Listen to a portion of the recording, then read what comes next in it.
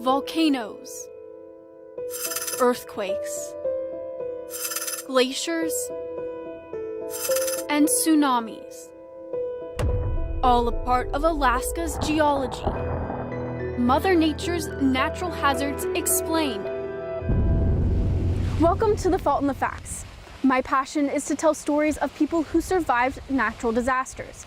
Back in March, I was tasked with putting together a special newscast to commemorate 60 years since the Great Alaska Earthquake. I heard so many compelling and emotional stories that they didn't all fit into that 30-minute newscast. That brings me here to Seward. I want you to take a moment and think about what you would do if you were just blocks away from this shoreline when a 9.2 quake hit. This episode of The Fault in the Facts follows two teenagers that had to make those decisions, but from different parts of town. The sound got louder and the shaking was just violent. When it hit, we just said, okay, just another earthquake. The violent shaking only intensifying as the 9.2 quake rips through the town. You could see the undulations of the ground as the waves were going through. Two teenagers in Seward whose lives were forever changed. You can stand up. Phil Richardson ran outside trying to find a safe place. It was almost nauseating. But the quake gave no reprieve. We saw avalanches on Mount Marathon. Just a few blocks away, Linda McRae, now McSwain, and her family faced the same shaking. There were no phones working at that point. When the earth settled, her family raced to check on their loved ones.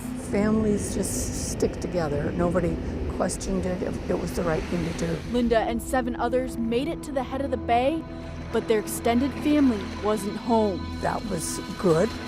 Across town, Phil realized though the earth had stopped shaking, the impact of the quake had just begun. It was a fire explosion more than it was a boom. The tank farm, about a half-mile away, burst into flames. It was scary because, you think that the whole town's going to burn up. A dark cloud of smoke billowing from the fire. It really looked like the whole town was going to burn down, and my dad was a fireman. Linda's dad and brother go to fight the fire, but stop in their tracks, turning back with a dire warning for their family. My dad was yelling like I'd never heard, and he was saying there's a tidal wave. Otherwise defenseless to the impending wave, the garage roof seemed their best path to safety. You could hear a really loud sound, but we hadn't seen the wave yet. We could just hear it rumbling like a big freight train. They still weren't far enough from the approaching water. We all knew that where we were standing was not going to be anything that could save our lives. The house, just 6 feet away. Her dad, the last straggler, as they did everything to stay alive. The minute he hit the roof of that house, that wave was just right at us, barreling down. The powerful wave leveling the subdivision. We just popped up like a cork from ground level to the tops of the big trees in Seward, just torn off of the foundation. The house spinning. I always think the Wizard of Oz, just spinning out of control. Phil's family is nearby and also in trouble. Our car stalled, and we could not get it started. Now waiting for a miracle as a tsunami was racing toward them. As a kid, I prayed and said, God, please, God, start this car. Their vital wish granted. The car started miraculously, and we peeled out of there. Everything around us was flattened, just flattened, a whole subdivision. Linda's roof came to rest in a stand of trees as tsunami waves continued overnight. There were lots of prayers, but silent. Seward was burning, and nobody knew where we were. Nobody knew where we were. From a distance, it looked like Seward was burning up because there was a ring of fire all the way around. Phil's family took refuge from the flames and water at Bayview School, as Linda's saving grace settled into the muck and debris that had washed ashore, her brother leaving his family to look for help. None of us wanted him to go, but we knew it was the only chance that we would have. People were surprised to see him when he too made it to Bayview School.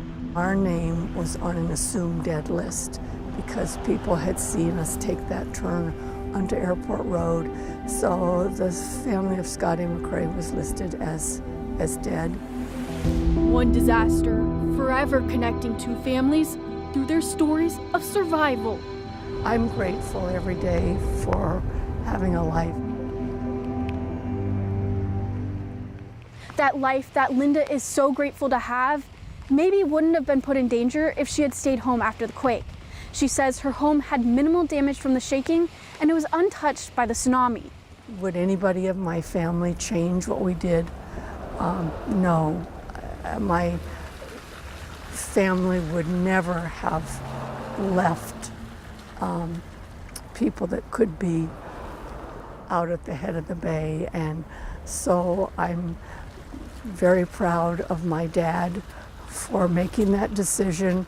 Phil has a funny story mixed in with the chaos of evacuating after the quake. The family's goldfish bowl had fallen onto the floor, and his dad had a creative solution to keep the fish alive. The goldfish were on the floor wriggling around, so my dad went and got a pot water from the back of the toilet and filled the goldfish bowl full of water and put the goldfish back in. This can serve as a reminder that even serious situations can have comic relief when you look back at the difficult moments. If you want to see the full 60th anniversary newscast, it's available on our website and streaming platforms. And if you have a story about surviving the 1964 earthquake or another natural disaster, send me an email at mclark@ktuu.com. Thanks for tuning in to this episode of The Fault in the Facts.